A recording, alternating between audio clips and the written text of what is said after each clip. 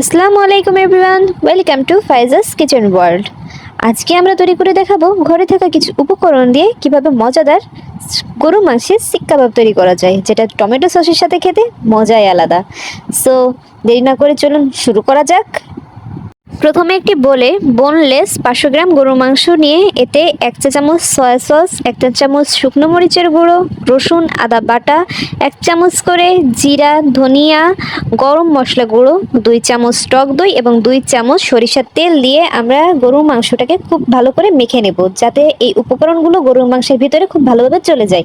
এবং এটাকে ঢেকে 30 মিনিটের জন্য রেস্ট রেখে দেব। 30 মিনিট পর লেবু দিয়ে আমরা এর স্বাদটাকে আরেকটু বাড়িয়ে তুলবো। এবার 2 চামচ কর্নফ্লাওয়ার দিয়ে আমরা এটাকে তাড়াতাড়ি মেখে নিয়ে আমরা যে শিক কাবাব করবো সেই কাঠের ভিতরে এগুলোকে আস্তে আস্তে সাজিয়ে নেব। প্রথমে ক্যাপসিকাম, তারপরে পেঁয়াজ, তারপরে গরু মাংস, তারপর আবার পেঁয়াজ ক্যাপসিকাম, তারপর গরু মাংস, এভাবেই আমরা র্যান্ডমলি সাজিয়ে নেব এবং এভাবে কয়েকটা আমরা প্রস্তুত করে নেব।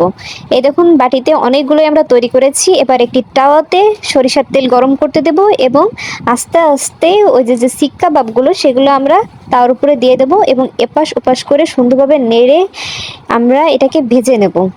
এবং খুব সুন্দরভাবে ভাজার পরে দেখুন আমাদের শিক কাবাব তৈরি হয়ে গেছে এবং এটা খেতে খুবই সুস্বাদু হয়েছে। ভয়ের কোনো কারণ নেই, গরুর মাংসর ভিতর পর্যন্তই ভালোভাবে সেদ্ধ হয়েছে এবং খেতেও খুব সুন্দর হয়েছে। আপনারা অবশ্যই এটা টমেটো সসের সাথে পরিবেশন করবেন এবং বাসায় তৈরি করে আমাদেরকে কমেন্টে জানাবেন যে এটা খেতে কেমন হয়েছে।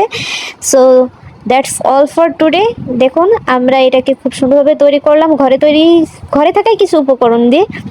তো আপনারাও তৈরি করতে ভুলবেন না এবং আমাকে জানাতেও ভুলবেন না। ভিডিওটি ভালো লাগলে লাইক শেয়ার এবং সাবস্ক্রাইব করে আমার পাশে থাকবেন।